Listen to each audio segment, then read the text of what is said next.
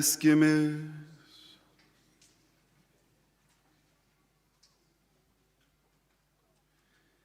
Te padeda mums Viešpatie, švenčiausios mergelės Marijos garbingas užtarimas, kad būtume apsaugoti nuo visokių pavojų ir džiaugtumės tavąją ramybę. Prašome per mūsų Viešpatį Jėzų Kristų tavo sūnų, kuris būdamas Dievas su tavimi ir šventąja dvasia, gyvena ir viešpatauja per amžius.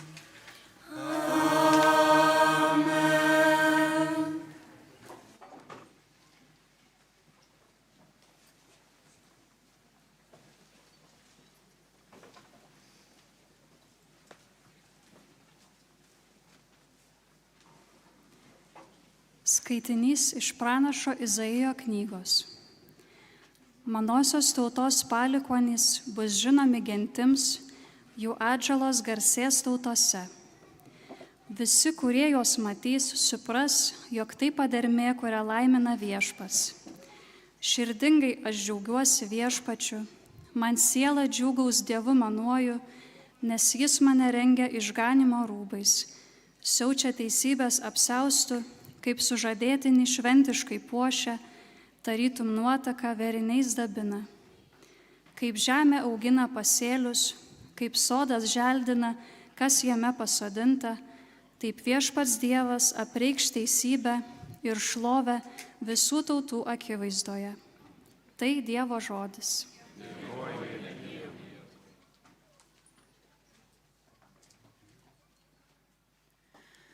Mano širdis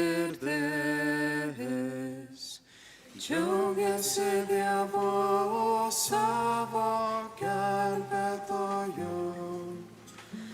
Mano širdis džiaugiasi Dievu savo gelbėtoju. Mano širdis džiaugiasi Viešpačiu, Dievas man teikia stiprybę, džiūgauju priešus nuveikęs. Viešpatie, tu man padėjai. Mano širdis džiaugiasi Dievu savo gelbėtoju. Stipriųjų galybė sudūžta, silpnieji jėga apsijuosia. Sotieji darbuojas dėl duonos, jos alkia daugiau nebeskursta. Ta, kuri buvo bevaikė, pagimdo 7. Vaikingoji štai nužydėjo. Mano širdis džiaugiasi Dievu savo gelbėtoju. Mirtis ir gyvybė iš Viešpaties rankų, mirtis viešpatie nuvedęs, iš jos ir grąžina. Tai viešpats padaro vargšų ir turtingų. Jis žmogų pažemina, jis ir išaukština. Mano širdis džiaugiasi Dievu savo gelbėtoju. Jis pakelia vargšą iš dulkių, iš pelenų ištraukia beturtį. Jam sėstis pasiūlo kartu su didžiūnais. Garbinga jam parenka vietą. Mano širdis džiaugiasi Dievu savo gelbėtoju.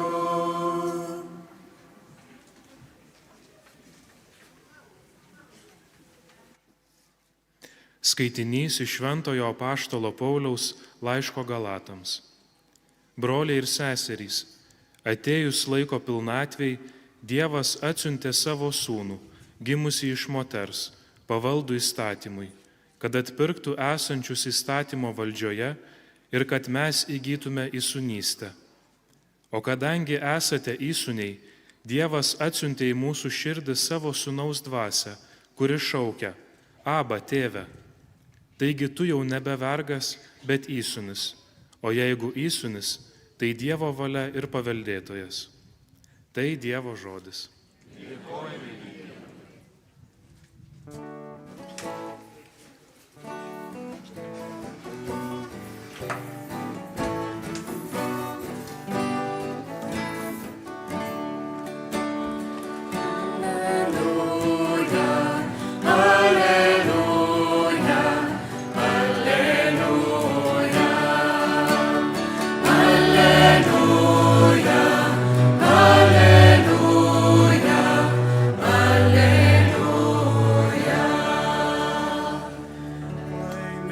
Mergelė Marija, kuri dėmėjosi Dievo žodžius ir svarstė juos savo širdyje.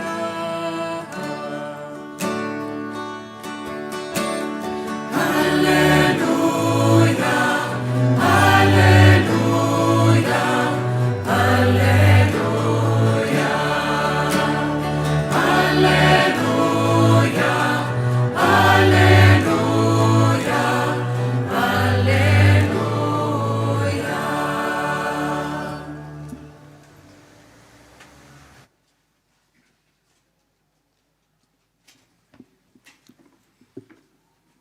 Viešpats su jumis.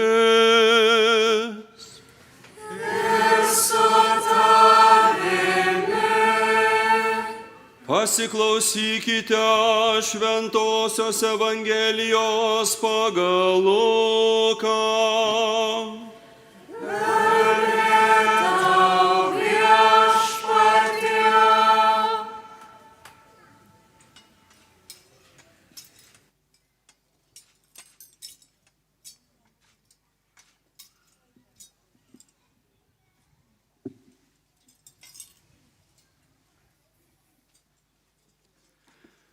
Jėzaus gimdytojai kasmet eidavo į Jeruzalę švęsti Velykų. Kai Jėzui sukako 12 metų, šventės papročių, jie nuvyko į Jeruzalę. Iškilmėms pasibaigus ir jiems grįžtant atgal, vaikas Jėzus pasiliko Jeruzalėje, bet gimdytojai to nepastebėjo. Manydami jį esant keleivių būryje, jie nuėjo dienos kelią Paskui pradėjo ieškoti jo tarp giminių bei pažįstamų. Nesuradę, grįžo jo beieškodami į Jeruzalę. Pagaliau po 3 dienų rado jį šventykloje, sėdintį tarp mokytojų, besiklausantį jų ir juos beklausinėjantį. Visi, kurie jį girdėjo, stebėjosi jo išmanimu ir atsakymais. Pamatę jį, gimdytojai labai nustebo ir jo motina jam tarė: vaikeli, ką mums taip padarei? Štai tavo tėvas ir aš su sielvartu ieškome tavęs. O jis atsakė: kamgi manęs ieškojote?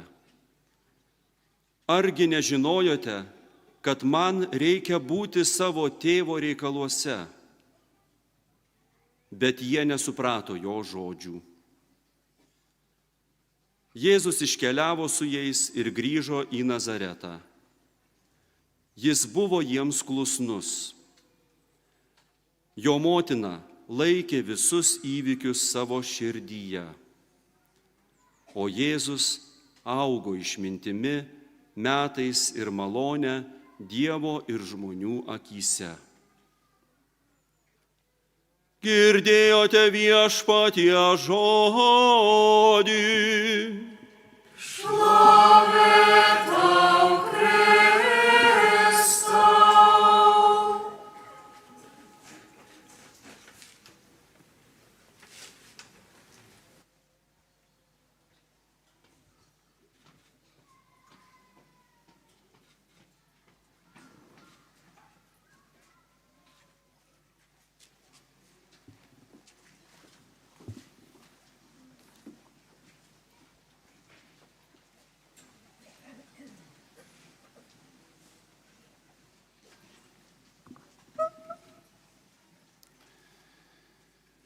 Brangus broliai ir seserys, koks džiaugsmas mums čia susirinkti, drauge pabūti šeimos nuotaikoj, toj, kurios taip norėjo mūsų dangiškąją motiną, kuri pakvietė garbinti čia jo sūnų.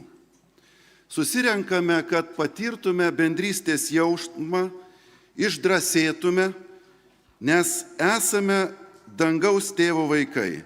Esame numylėti, pašaukti gyventi, esame karaliaus vaikai. Iš čia kyla mūsų džiaugsmas ir pasididžiavimas. Pranašo Izaijo knyga štai sakė: širdingai aš džiaugiuosi viešpačiu, mano siela džiūgaus Dievu manuoju, nes jis mane rengia išganimo rūbais, siaučia teisybės apsiaustų, kaip sužadėtinį šventiškai puošia. Tarytum nuotaka verniais dabina. Brangieji, čia apie jūs. Čia apie kiekvieną iš jūsų atvykusi. Taip, viešpats jaučia apie jūs mąstydamas ir jūs matydamas. Na ir štai apaštalo Pauliaus laiškas Galatams. Dievas atsiuntė į mūsų širdį savo sūnaus dvasią, kuri šaukia Abba tėve. Taigi, tu jau nebe vergas, bet įsūnis. Brangieji, ar jūs jaučiatės tai, kad esame Dievo vaikai, kad esame šeima, kad esame vieni kitiems broliai ir seserys? Turime didžiuotis, kad priklausome šiai šeimai, bažnyčiai, mūsų Lietuvos tikinčių šeimai, nes Dievas dovanoja mums brolius ir seseris. Aišku, ir kraujo ryšiai sujungtus, bet taip pat ir tais dvasiniais nematomais ryšiais. O kągi šeima duoda? Tai jausmą, kad esame viena, kad esame ne vieniši ir nepalikti, kad mūsų daug ir mes esame Dievo mylimi. Šiandien Evangelija mums priminė šventos šeimos istoriją. Iškilmėms pasibaigus ir jiems grįžtant atgal, vaikas Jėzus pasiliko Jeruzalėj, bet gimdytojai to nepastebėjo. Tai mums būtų klausimas, ar jūs juokaujat? Visą dieną ėjo, tai ką, apie 30 km maždaug. ir jie nepastebėjo. Tai dabar klausimas, kas čia per aplinka, kad taip iš vis gali įvykti. Įsivaizduojat, yra toks pasitikėjimas ta džiugia minia, tais giminėm ir pažįstamais, kad jis kažkur ten yra. Viskas tvarkoj, visi jaučias kaip šeima, niekur jisai nepasidės tas vaikas. Tai tokio šeimos jausmo mes jau atrodo ilgimės ir beveik neturim, nors ženklai ir mūsų tėvynė rodo, kad jis yra toksai, jis toks įmanomas, toks, kaip čia pasakius, yra net, mūsų ilgesyje. Atsimenu, mano močiutė išeidama iš savo trobos, užremdavo duris šluotą ne iš vidaus, bet iš lauko. Ne kad, reiškiasi, kaip čia pasakius, kokiem nors priežastims, kad čia kas neįsibrauštų per tą šluotą, bet kad žinotų žmonės, kad nieko nėra namuose ir nesivargintų eiti tą trobą.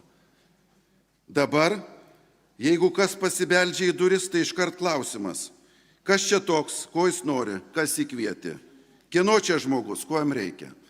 Nuotaika tokia, kad o dangau, kas čia yra. Atsimenu, anksčiau svečiam būdavo paruošta tirpios kavos, saldainių ir servetėlės, kurios tuo metu buvo deficitas, nes gali svečias užeiti ir turi kažką padėti ant stalo. Taigi nuotaika keičiasi, bet iš kitos pusės mums rodo, kad tokia nuotaika gali būti. Ir štai ją įmanoma turėti, brangieji, kai yra pagarba Dievui, kai yra jo garbinimo dvasia. Ir jeigu dingsta pagarba viešpačiui, dingsta pagarba ir žmogui, artimiausiams žmonėms, sutuoktiniams ir net savo gyvenimui ir gyvybei, kurią Dievas mums padovanojo. Štai dėl ko mergelė Marija mums tiesiog su ašaromis akyse priminė, kaip svarbu garbinti Dievą ne tik arti gyvenime ir sėti. Tai nustatyti savo gyvenime turime teisingą santykių, teisingų bendrystės matu. Jėzus savo pavyzdžiu parodo, kad labai svarbu būti tėvo reikaluose, dovanoti Dievui laiko. Kamgi manęs ieškojote, argi nežinojote, kad man reikia būti savo tėvo reikaluose? Brangieji, reikia būti tėvo reikaluose. Žinia tokia, labai aiški. Ir jeigu to aš nepraktikuoju, nuostolis mano šeimai, mano bendruomeniai, pagaliau mano savijautai. Dievo garbinimo širdis yra pasitikėjimas juo. Abraomas sekė Dievo vedimą, nežinodamas, kur tai nuves. Marija laukė stebuklo, nežinodama, kaip tai vyks. Jozapas pasitikėjo Dievu, nežinodamas, kodėl reikia tokių aplinkybių, kokios ten buvo. Šie žmonės pilnai pasitikėjo, sakė, tavo viešpatie valia. Atsidavęs žmogus panašiai meldžiasi, tėve, jei ši problema, skausmas, liga ar aplinkybės yra reikalinga, išpildyti tavo tikslą ir valią mano gyvenime, tai netink tada tai. Ateina tokiu būdu brandos laipsnis, kuris rodo, kad žmogus yra pasitikintis. O tada atsidavusi žmogų Dievas naudoja. Dievas įsirinko Mariją būti Jėzaus motina, ne todėl, kad ji buvo kuo nors talentinga, turtinga ar gražuolė, bet todėl, kad ji jam atsidavė. Kada angelas paaiškino neįtikėtiną Dievo planą, ji ramiai atsakė, štai aš viešpaties tarnaitė, tiesie man, kaip tu pasakei. Brangieji, tai geriausias būdas gyventi. Vis tiek kam nors žmogus atsiduoda. Jei ne Dievui, tai tada kitų žmonių lūkesčiams, pinigams, apmaudui, įsižeidimui, pavydui, pykčiui, egoizmui ir taip toliau. Mes esame sukurti Dievo garbė, jo garbinimui. Tokia yra mūsų prigimtis. Ir negalime išpildyti Dievo tikslo savo gyvenimu, kol tik esu susikoncentravęs į save. Jei norime, kad Dievas darytų mumise savo darbą, turime pradėti štai nuo ko. Atiduokime viską viešpačiui. savo pasipriešinimą, dabartinės problemas, ateities troškimus, savo baimės, svajonės, silpnumus, įpročius, įsiskaudinimus. Viešpatie, tebūnie tavo valia. Aš visą galiu tame, kuris mane stiprina, sako apaštalas Paulius. Aišku, pats svarbiausias ir iškiliausias pavyzdys atsidavimo yra pats Jėzus. Jis sakė, taip, tėve, te praeina ta taurė, bet jei tavo valia, te būna taip, kaip tu pasakėjai. Tai reiškia, kiekvienas iš mūsų tam tikrą prasme visgi būsime bandomas, ar tas atsidavimas, kurį aš Dievui dovanoju, yra brandus, ar jis turi svorio mano gyvenime, kada ištinka įvairios problemos ir išbandymai. Ir jeigu taip, viskas bus gerai. Aš esu su Dievu. Klusnumas Dievui yra taip pat sąlyga, kad būčiau jo malonės įrankiu. Evangelija apie Jėzų taip ir šneka. Jis buvo jiems klusnus, jo motina laikė visus įvykius savo širdį, o Jėzus augo išmintimi metais ir malonė Dievo ir žmonių akyse. Taigi, klusnumas viešpačiui yra sąlyga augti, sąlyga bręsti. Šiandien, brangieji, dideli lūkesčiai šeimai, didelės viltys, gražios svajonės ir tada labai negailestinga statistika. 50% skyrybų, smurtas šeimoje, nusivylimas šeima, net santuoka kaip institucija. Mes labai gerai žinom, kiek daug jaunų žmonių šiandien atidėlioja santuoką ir gražiausius savo jaunystės metus praleidžia su žmogumi, kuris galbūt nebūtinai bus mano sutuoktinis. Šventasis Jonas Paulius II, kurio vizito Lietuvoje ir čia Šilovoje 30-asias metinės minime, savo apaštališkame paraginime sako, dėl krikščioniško šeimos uždavinių šiuolaikiniam pasauliui. Bažnyčia tvirtai įsitikinusi, kad tik priėmus Evangeliją gali įsipildyti viltis, kurių žmogus viliasi į santuokos ir šeimos. Didelės viltis labai svarbi sąlyga. Jeigu ji bus išpildyta, šeima bus tvirta, šeima teiks džiaugsmą. Kaip gyventi šeimoje? Dažnai klausdavo šviesios atminties tėvo Žeraro, benediktinų Palendrių vienuolyne gyvenusio čia 22 metus šeimos atvykusios. Ir jis duodavo labai gražų pavyzdį ir pirmą pradėdavo klausimu, ar turite namuose stalą? Atsakymas taip. Kiek stalas turi kojų? 4. Tai dabar dėmesio, kągi tos šeimos stalo kojos reiškia. Pirmoji koja vadinasi pasikalbėti. Svarbu šeimoje kalbėjimosi kartu menas. Negalime mylėti to, ko nepažįstame, tad pažinimas yra meilės pradžia. Jei nežinau, kaip yra dalykai iš tikrųjų, aš darau prielaidą. O prielaida maždaug skamba taip. Aš galvoju, kad tu galvoji apie tai, kad tu galvojai. Taip. Tai toksai spėliojimas iš tikrųjų labai rizikingas. Turiu pažinti kito žmogaus širdį. Taigi staptelt, kalbėtis, o jeigu reikia ir pasimerkti gėlių. Antroji stalo koja vadinasi tarnauti arba padėti. Skaitome Jono Evangelijoje labai gražius žodžius, kai tik jis nuplauna mokiniams kojas, sako, ar supratote, ką padariau? Ir tada jūs būsit palaiminti arba laimingi taip darydami. Taigi tarnauti vieni kitiems yra ta mokykla, o jau sakyčiau universitetas, kuris labai svarbus, o čia yra daug ką veikti. Visokie blogi įpročiai, visokios nuoskaudos. Ateina į galvą toks anekdotas. Kartą žmogus turėjo labai prastą įprotį, atėjęs į namus, sėda ant sofos, nusimauna batus ir meta į koridorių, tai per sieną eina garsas, žmogus kitas šalia gyvenantis girti tą bumsėjimą, nukentė ir vis dėlto kągi, reikia eiti kalbėti su kaimynu. Atėjęs šnekasi, kaimynas susisielojo, atsiprašau broli, tikrai blogas įprotis, pasikeisiu, viskas bus gerai. Kitą dieną ant sofos batą nusimauna, meta, bumt, ups, kitą batą nusimauna ir padeda gražiai. Po valandos į duris beldžiasi kaimynas ir sako, tai kada antrą batą mesi? Tai va, tai čia mūsų išbandymai, brangieji. Ir mes turime kantriai su jais kartais dorotis. Bet tarnauti tai reiškia kitam padėti ir drauge augti. Trečioji stalo koja vadinasi atleisti.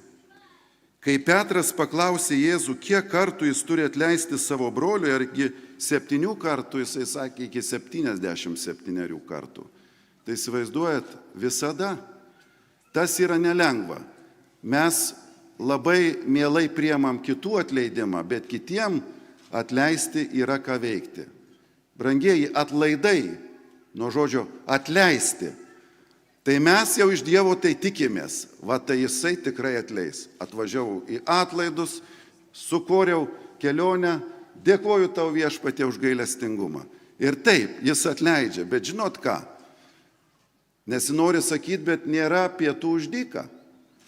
Turiu tęsti atleidimo grandinę, savo gyvenime tai praktikuoti, nes jeigu Viešpats atleido, aš turiu tai praktikuoti savo broliu ir seseriai, nes tada ta malonė į mane įsikūnija, tęsiasi, o žmonės laisvėja, žmonės stiprėja. Na ir 4 stalo koja vadinasi melstis kartu. Tie, kurie meldžias kartu, išlieka kartu. Nemoksliniai laipsniai įsigyti, bet Dievo malonė, kuri ateina per maldą, yra pati svarbiausia dovana. Be manęs jūs nieko negalit nuveikti. Ir šitus žodžius reikia rimtai imti. Be manęs, su manimi viską.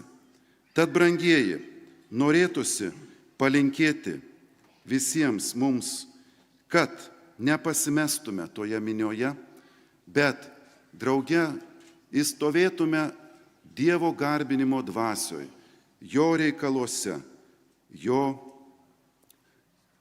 santykyje. Mums reikia, kad būtume žmonėmis tais, kurie suprantam Tėvo širdį ir kurią spinduliuojame savo bendruomenėse, savo bažnyčioj, o ypatingai savo šeimoj. Tėvo reikalai tai kurti meilę ir pagarbą grįstą pasaulį. Štai dėl ko meldžiamės už šeimas ir už mūsų jaunimą. Te triumfuoja Dievo garbinimas ir pagarba vieni kitiems. Amen.